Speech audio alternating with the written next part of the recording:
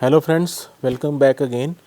In this 8th week, we are exploring the 4D printing application part, and we try to explore some of the case studies, and we have seen some of the 4D printing application in case of the metallic alloys, and we have explored the same thing for the use of the different metastructure, which we are calling as the auxetic structure with a controllable Poisson ratio, controllable young modulus for tunable properties specifically requiring for the implantable application.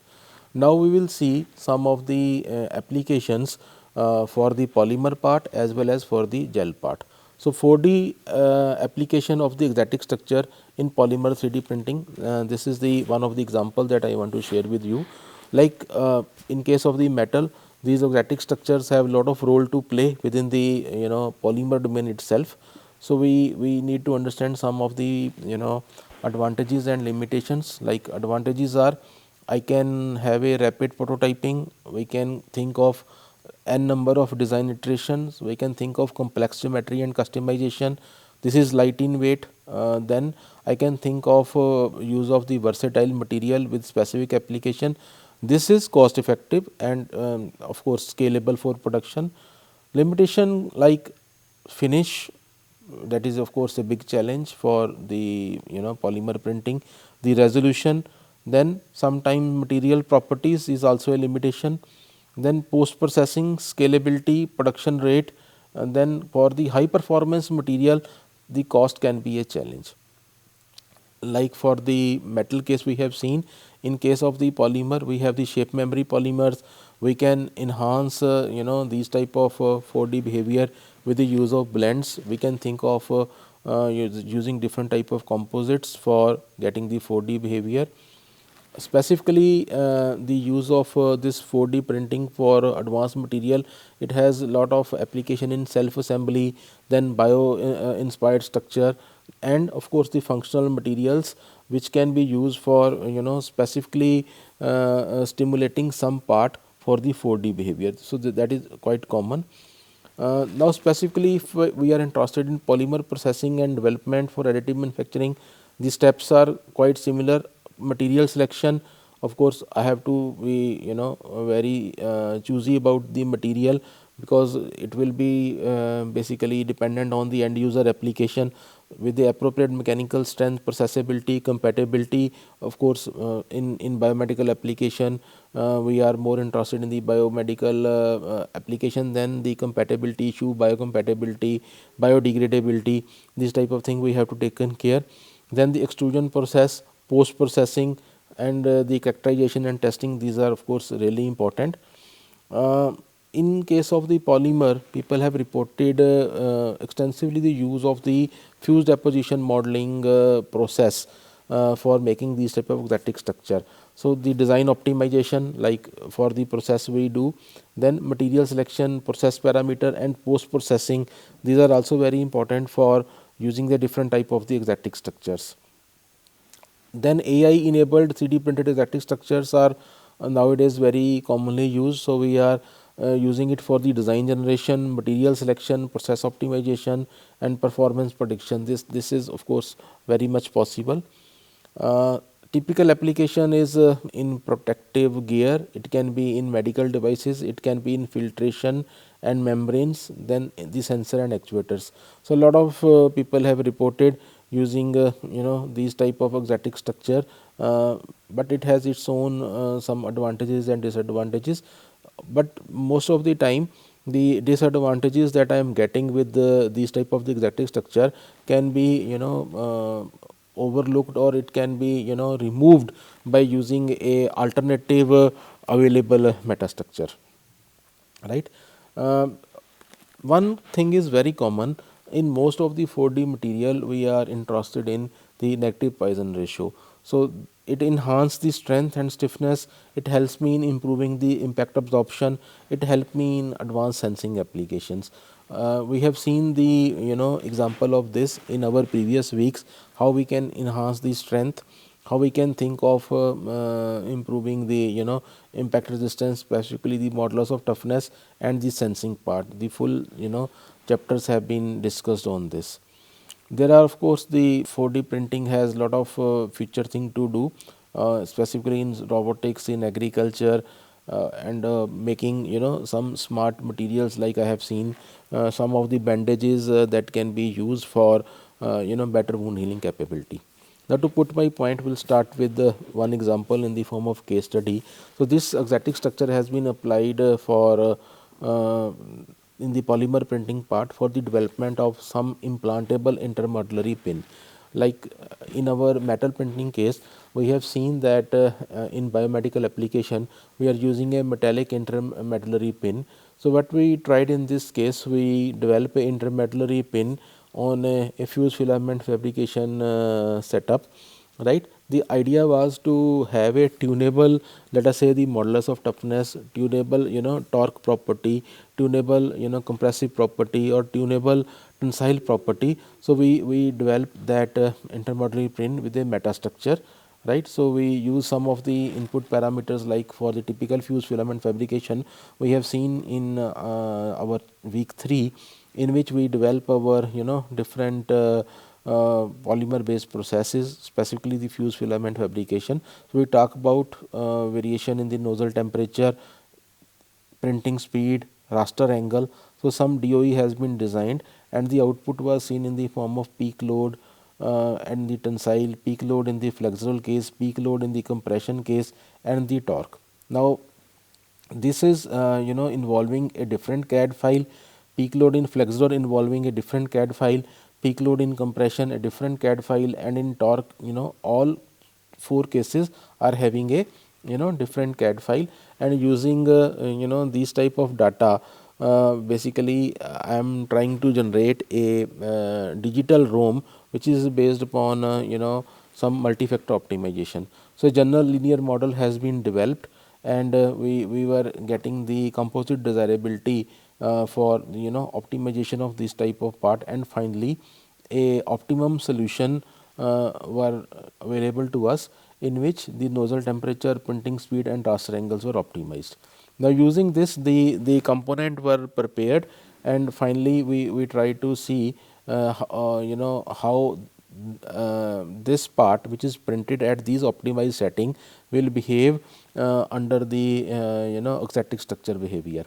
So this is the pin, otherwise a solid one, which is made from the polymer. So here the intermodular pin without metastructure, intermodular pin with 50% of metastructure, intermodular pin with 40% metastructure, and of course this is the case in which intermodular pin with the 30% metastructure was made. So what we did is we use a PVDF material, which we have already seen is a piezo based material, and this can help me in a big way for having a 4D behavior, as its piezoelectric characteristics comes into picture by converting it into the alpha to the beta phase under the application of the load. So the piezo behavior plus metastructure, this combined effect give to a very wonderful outcome in term of the auxetic behavior of the material. You can see here, this is the solid pin, this is the 30% meta, 40% meta, 50% meta, and this was printing on a open source 3D printer. And then we try to see what is happening in case of tensile, flexural, and we try to have a typical mechanical behavior. This is a typical load displacement curve. So we were able to get the values of the peak load, break load, break elongation, strength at peak, strength at break, percentage elongation, and Young modulus for solid 30 meta, 40 meta, 50% meta structure. And you can see I can have a tunable behavior. Like here I am not interested in increasing or decreasing the mechanical property. My idea of using this type of metastructure is to have a tunable mechanical property which is very much near to my natural bone. So that is somehow possible using these type of the metastructure, because this help me in the say in solving the stress shielding related issues. Similarly, this is under the compression. So we develop our own fixture for the compression, as you can see in this figure. So some end holders have been developed, and I am applying the compression load. So similarly, load displacement curve for here, again using 30, 40, 50% meta and the version PVDF, we are able to get a tunable peak load, break elongation, peak elongation, strength and break, and the Young modulus values. So in this way, we can basically tune or control the physical property that is required for my end user application. Now, this is the another example that I am sharing with you. This is for the gel printing. So this is similar to what we have seen in our polymer printing case. Again, for 4D printing, of course, it involves a stimulative response. The stimulus are, maybe a pH based, it may be a temperature, it may be a light. So the typical, application is in the self healing part. One particular application just I want to share with you. We are developing some 4D material for burnt injury cases. Like there is a patient with a, let us say, 80% or 90% burnt injury, right? So what we need to apply is over its surface, we are basically putting one bandage which is prepared from the fish skin, right? So that gel basically we are developing from the fish skin because it is having a wound healing capability, and then by putting some suitable drug which has basically helping me in wound healing, right? So that is being put it into it, and through gel printing we are basically applying over the burnt section or the burnt zone. So that is the typical application of using these type of the exotic structures.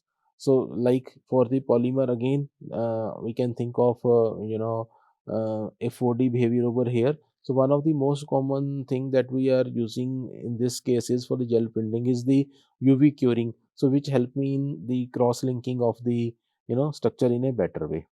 So of course, we can think of using a biocompatible polymer or a use of nanomaterial or the smart hydrogels for the 4D behavior. Again, like in case of metal, in case of polymer, we can have a controllable negative Poisson ratio. It help me in improved impact resistance, enhanced stiffness and strength, and the self-healing capabilities. So I can think of bioprinting. I can think of use of this material for the biomedical devices, which is of course a great interest for nowadays end user application. One typical example just I want to share with you.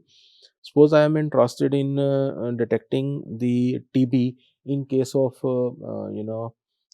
some cow, right? So what we need to do is I need to have a invasive way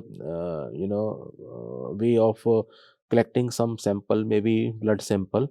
The another way can be use of this 4D, where I can think of making a point of care kit, and I will be basically collecting the sputum from the patient, and then I am making a sensor which is of course 3D printed with a 4D capability using polymer or gel printing, and I am basically measuring the change in the dielectric property. So that is how I can think of making a biomedical device with the 4D installed behavior into it, and it can be a point of care kit for the low cost detection as a non invasive way of using this type of material.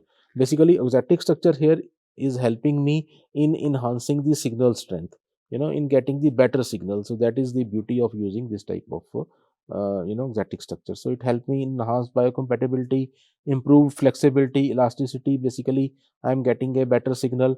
Then it helped me in collecting or releasing some active agents like that burnt injury case example. Then in dynamic shape transformation, of course I can think of making the different required shape, which changes maybe as a function of some stimulus. Maybe that can be a temperature or any other stimulus. So specifically in gel printing, people are interested in cell size and shape, their material composition, their orientation and placement. This help me in, of course, in the exotic structure. It has application in biomedical, energy harvesting, and the smart material.